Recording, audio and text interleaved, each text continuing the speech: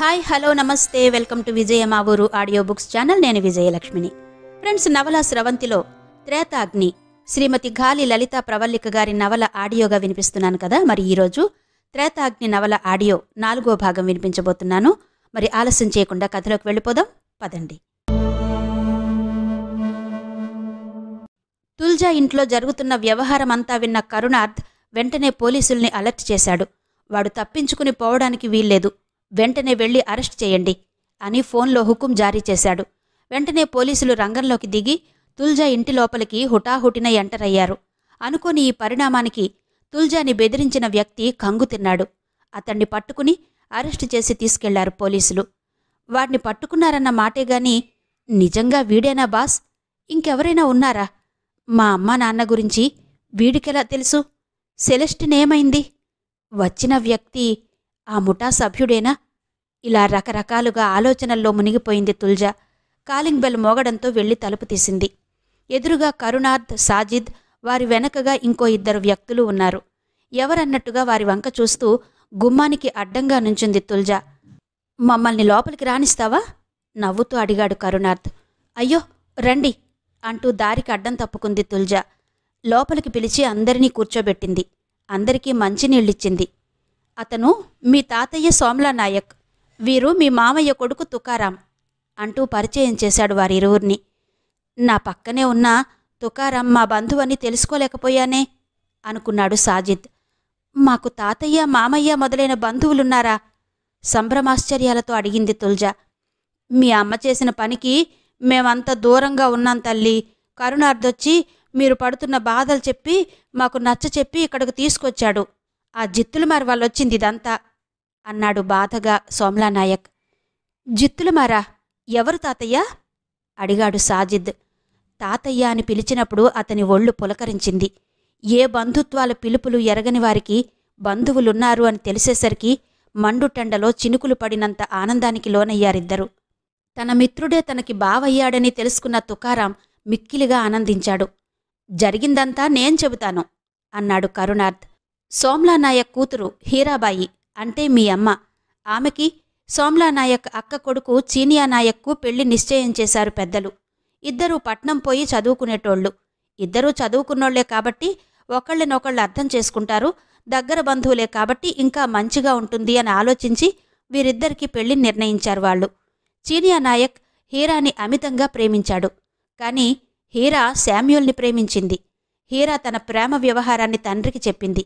దానికి తండ్రి అంగీకరించలేదు. కాలేజీకి వెళ్లనీయకుండా ఆపేశాడు. హీరాని చూడందే ఉండలేని శామ్యూల్ ఆమెను వెతుక్కుంటూ సోమ్లా నాయక్ తండాకొచ్చాడొకసారి. అది తెలుసుకున్న భగ్గూచంద్ ఫ్రెండ్స్తో వెళ్లి అతన్ని కలిసి తన చెల్లెలు పెళ్లి నిశ్చయమైందని, ఈ పక్కకు రావద్దని, ఆమెను మరచిపోమ్మని హెచ్చరించాడు. నేను హీరా ప్రేమించుకున్నాం. దయచేసి మమ్మల్ని విడదీయొద్దు. ఒకరిని విడిచి మరొకరు ఉండలేం. దయచేసి మమ్మల్ని అర్థం చేసుకుని మమ్మల్ని ఒకటి చెయ్యండి అని ప్రాధేయపడ్డాడు శామ్యూల్. అది కుదర్ని పని. మర్యాదగా ఇల్లు, లేకపోతే కొట్టించాలి అని చెప్పాడు భగ్గూచంద్. వద్దని ఎంత చెప్పినా వినకుండా శామ్యూల్, నేను పెద్దలు సోమ్లా నాయక్ గారినే న్యాయం చేయమని అడుగుతాను. గ్రామ పెద్దగా వారు తప్పకుండా నాకు న్యాయం చేస్తారు అంటూ నాయక్ ఇంటివైపు వెళ్లబోయాడు. అతన్ని వెళ్లనీయకుండా ఆపి వినడం లేదని స్నేహితులతో కలిసి శామ్యూల్ను కొట్టించాడు భగ్గూచంద్. హీరా తన ప్రేమను చినియా అర్థం చేసుకుంటాడని ఆశపడి శామ్యూల్ని ప్రేమించిన విషయం చినియా నాయక్కి చెప్పింది. నువ్వు పెళ్లికి ముందు ఎవరిని ప్రేమించినా నాకెటువంటి అభ్యంతరం లేదు. నేను నిన్నెంతగానో ప్రేమించాను.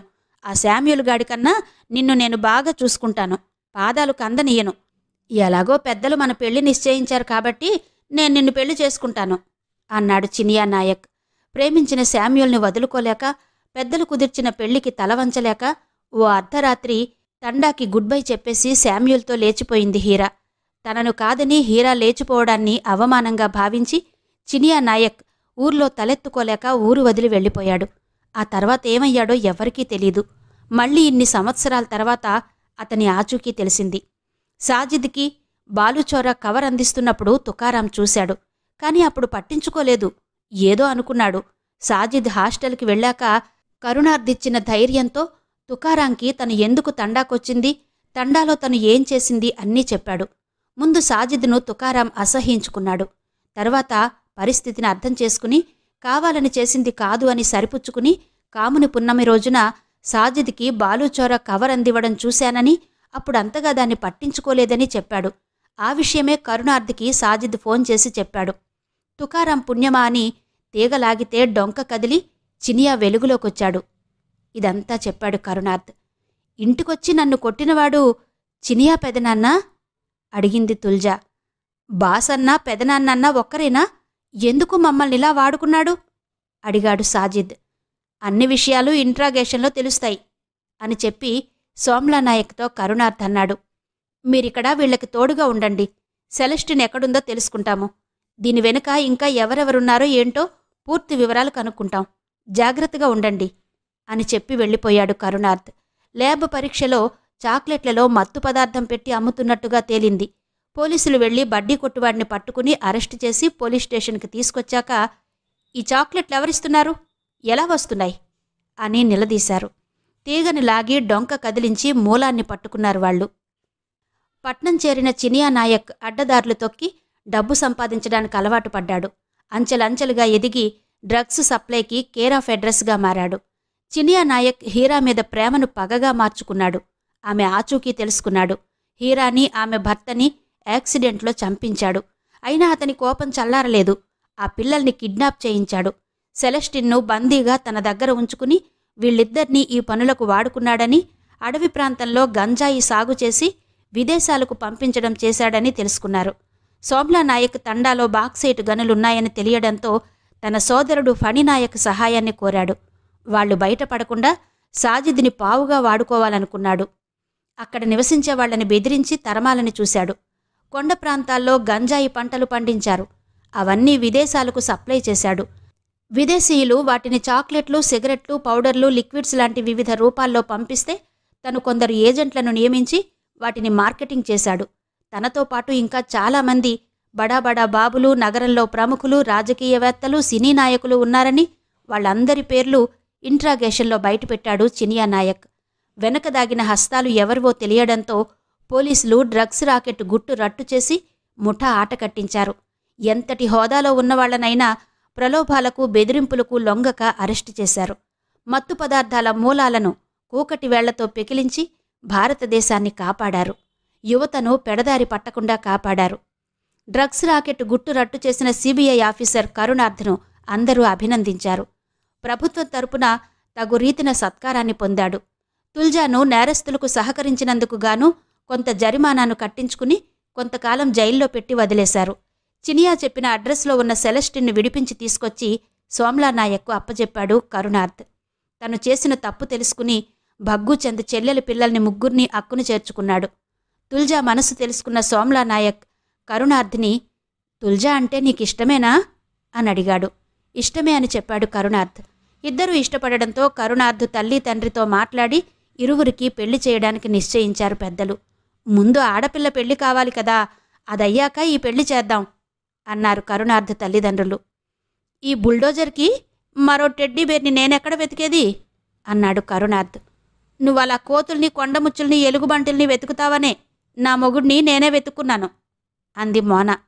పాపం, ఏ అల్పజీవిని నీ వల్లో పడేశావు అన్నాడు కరుణార్థ్. ఎందుకురా దాన్నలా ఆట పట్టిస్తావు? నువ్వు ఎందుకు అన్నయ్యతో అలా మాట్లాడతావు? తప్పు, అలా అనుకోకండి. ఇక మీకు పెళ్ళిళ్ళయ్యి పిల్లల్ని కని తల్లి తండ్రి హోదాకొస్తున్నారు. మాటలు హుందాగా ఉండాలి. ఇలా అల్లరి చిల్లరి మాటలు మాట్లాడకూడదు అని చెప్పింది పార్వతి. మోనాలిసా తన కొలీగ్ ప్రణబ్ను ప్రేమించిన విషయం చెప్పింది. వారి పెద్దలతో కూడా మాట్లాడారు. ఇరువురి పెళ్లిళ్ళు ఘనంగా తన చేతుల మీద జరిపించారు సోమ్లానాయక్. ప్రేమలు లేని భార్యాభర్తల బంధాలు, పెద్దల అంగీకారం దొరకని ప్రేమికుల బంధాలు, ఒకరివైపు ప్రేమ, మరొకరి వైపు ద్వేషంతో ఉండే బంధాలు, వీటి మధ్య రగిలే జ్వాలలను, యువతని పీడించే వ్యసనాగ్నిని, అక్రమ మార్గంలో ధనం సంపాదించాలనే బడబానలాన్ని, సామరస్య సద్గుణ జలాలతో ఈ త్రేతాగ్నులను చల్లార్చి అందరికీ శుభాలను అందించవచ్చు అనుకున్నాడు సోమ్లానాయక్. అదండి, ఇంతటితో త్రేతాగ్ని నవలిక ముగిసింది. మరో చక్కటి నవలతో మళ్ళీ మీ ముందుకొస్తాను. అంతవరకు సెలవు. నమస్తే.